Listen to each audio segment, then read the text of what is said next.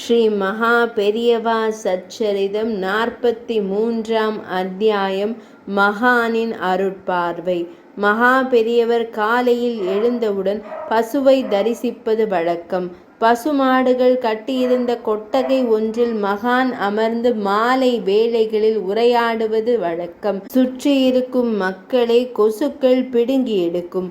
மகான் மட்டும் எதை குறித்தும் சிந்திக்காமல் தான் சொல்ல வேண்டியதை மட்டும் சொல்லிக்கொண்டே இருப்பார்.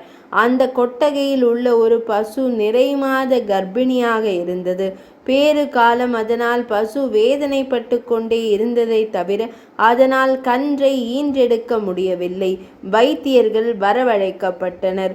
கால்நடை துறையில் சிறந்து விளங்கும் வைத்தியர்கள் அவர்கள். ஒருவர் அல்ல, காஞ்சி மகான் மடம் என்பதால் 6 பேர் வந்திருந்தனர். பசுவை நன்றாக பரிசோதித்து பார்த்த அவர்கள் பசு ஏன் இன்னமும் பிரசவிக்கவில்லை என்கிற காரணத்தை கண்டுபிடித்தனர். கன்று குட்டி வயிற்றுக்குள் இறந்து போயிருந்தது. அதை வெளியே எடுக்காவிட்டால் பசுவும் இறந்துவிடும். அந்த 6 பேரும் ஏகோபித்து கூறிய முடிவு அது.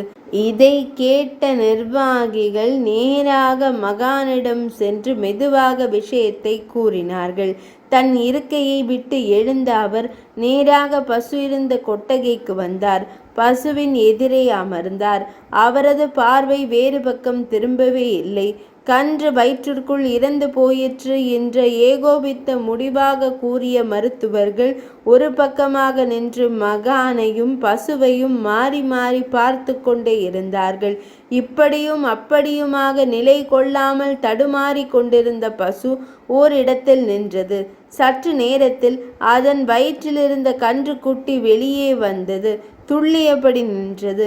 இறந்து போனது என்று மருத்துவர்கள் கூறிய அதே கன்றுதான் உயிரோடு வெளியே வந்தது. 6 மருத்துவர்களும் இது விந்தையான நிகழ்ச்சிதான். அவர்களும் அப்போதுதான் மகானின் அருள் பார்வை எப்படிப்பட்டது என்கிற பேருண்மையை தெரிந்து கொண்டனர். பசுமாட்டை தடவி கொடுத்த பின் மகான் உள்ளே சென்றார். 43ஆம் அத்தியாயம் இனிதே நிறைவடைந்தது.